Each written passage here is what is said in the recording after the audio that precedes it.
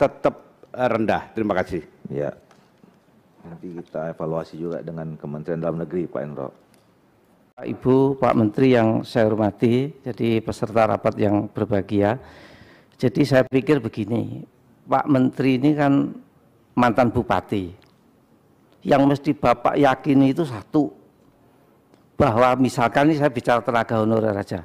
Tenaga honorer itu perlu apa tidak ini menurut Bapak? Kalau kita berbicara lapangan. Misalkan Bapak bicara di Banyuwangi, di Jember, di Pasuruan, dan ini tenaga honorer ini masih perlu apa tidak? Itu keyakinan itu yang harus ditimbulkan. Kalau menurut saya, sepengetahuan saya, bahwa tenaga honorer itu masih diperlukan karena tenaga ASN-nya kurang. Itu yang mesti harus diyakini. Kalau itu sudah diyakini, maka tugas Bapak barangkali harus menyelamatkan yang tertinggal ini. Bukan merancang yang bagus-bagus, oke lah, yang bagus dirancang. Tetapi bagaimana Bapak menyelamatkan kebutuhan dan keadaan honorer ini yang perlu dipertimbangkan. Jadi mesti yang perlu dipertimbangkan utama itu selamatkan honorer dulu. Karena itu dibutuhkan. Jadi keyakinan dulu dibutuhkan apa tidak. Kalau itu dibutuhkan, Bapak itu harus selamatkan. Itu pertama. Yang kedua, karena kondisi honorer ini memprihatinkan. Sudah bekerja lama, sudah terlanjur di situ, tolong ini diselamatkan, Pak. Saya kira itu, Pak. Terima kasih. Assalamualaikum warahmatullahi wabarakatuh. Waalaikumsalam. Terima kasih Pak Supriyanto. Presiden saya hormati, pertama bagi kami honorer itu penting untuk pelayanan publik. Jadi kami tidak ingin jawab semuanya karena waktunya pendek Pak Ketua, nanti akan kami jawab tertulis. Jadi sangat penting untuk pelayanan publik. Jadi begini, kami sekarang terus intensif sungguh-sungguh untuk menyelesaikan soal ini. Jadi Pak, yang terakhir tadi penting nggak? Bagi kami penting, karena di daerah kalau tidak ada honorer itu di beberapa sisi lumpuh pelayanan publik Pak.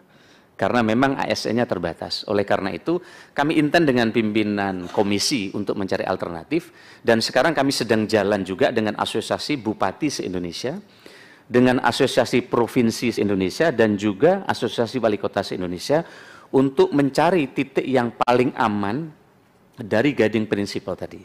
Sehingga dengan demikian, Bapak sekalian, kami terus akan berupaya mencari titik yang paling pas penyelesaian sesuai dengan rekomendasi dan masukan anggota Dewan tadi. Tidak ada pembengkakan anggaran, tidak ada PHK massal, dan juga tidak ada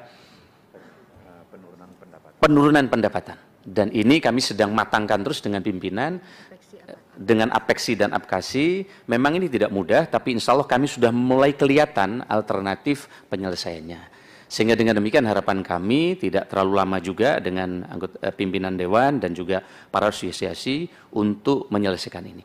Terkait dengan beberapa data yang sudah mereka dapat formasi tapi belum ada pengangkatan, ini dengan beberapa keputusan di pengadilan ini memang sedang akan kita evaluasi. Sebagian ini daerah tidak mengusulkan terkait dengan formasi yang mereka perlukan. Oleh karena itu kita sedang lakukan pendalaman Pak Ketua, dan nanti akan kami jawab secara tertulis terkait dengan case-case yang muncul di daerah, yang itu tidak hanya di Klaten, tapi di banyak daerah juga ada soal yang sama. Kira-kira gitu. Terima kasih. Silakan. Pak Menteri, masalah pengusulan itu, karena Menteri Keuangan itu tidak menambah DAU-nya, makanya mereka tidak mau lagi peduli. Janjinya dulu kan pengangkatan pegawai, oke, tambah DAU-nya untuk pembayaran gaji. Nyatanya Menteri Keuangan tidak melakukan itu. Nah, oleh karena itu tolong koordinasi dengan baik dengan Menteri itu supaya ditambah DAU untuk pembayaran gaji. Tapi DAU yang sudah ada aja sudah diformat penggunaannya ini. Beda zaman kita dulu jadi bupati. DAU-nya tidak terlalu dikunci, sekarang sudah dikunci. Pendidikan sekian, kesehatan sekian, infrastruktur sekian. Sehingga tidak bisa ngapa-ngapa lagi. Oleh karena itu para kepala daerah tidak dia angkat, dia teruskan. Terima kasih. Ya, jadi memang alangkah baiknya juga nanti ngundang Menteri Keuangan bersama kita. Dan ini saya kira masalah kita bersama, terutama terkait dengan formasi di daerah. Iya. Memang ujungnya ke Menteri Keuangan, semua hal. Iya. Ketua, izin Ketua. Ya. sebelum ini jadi domainnya Menteri Keuangan, jadi kan mumpung masih di kita, itu kan tim dibuat dalam rangka menyelesaikan permasalahan terkait tenaga honorer yang terdiri dari Kementerian Menpan RB, BKN, APSI, APEKSI, APKASI. Semoga berhasil, itu aja Ketua. Karena tidak diajakkan kita DPR, jadi tidak perlu perubahan undang-undang ASN, cukup dengan tim saja. Karena dengan pimpinan komisi udah justru ini nggak perlu ditulis, berlangsung terus-menerus. Bukan di situ, mau Pak Menteri. Kan yang sebenarnya esensinya yang perlu diperbaiki itu undang-undang ASN-nya. Iya, iya. Iya. Nah, makanya saya bilang kalau ini tidak dibutuhkan perubahan undang-undang ASN, bagus, cukup selesai dengan sini. Karena kita kan masih banyak undang-undang pemerintahan daerah yang mendelebah. Siapa tahu ada provinsi-provinsi lain Ketua itu lebih cepat pembahasannya, satu kali masa sidang ada uang selesainya juga kan. Iya. Ada gajinya, ada honornya. Terima kasih. Ya, jadi penyelesaiannya komprehensif, Pak Wahyu. Jadi ada pendekatan yang shortcut gitu, yang cepat mungkin harus itu diserahkan kepada pemerintah. Nah, tetapi sambil itu kita juga akan menyempurnakan undang-undang ASN dan itu nanti akan dalam kesimpulan. Cukup ya? Saya kira kita langsung masuk kesimpulan. Pimpinan 1 menit.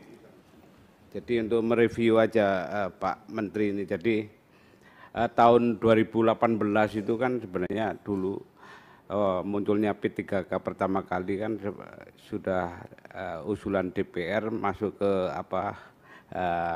DAU dari Kementerian Keuangan waktu itu. Tapi pertemuan akhirnya berbalik, pertemuan di Batam, Bupati Wali Kota itu dikumpulkan, ketemu Menteri Keuangan, akhirnya berubah, dikembalikan ke daerah. Ini awal pangkal masalah.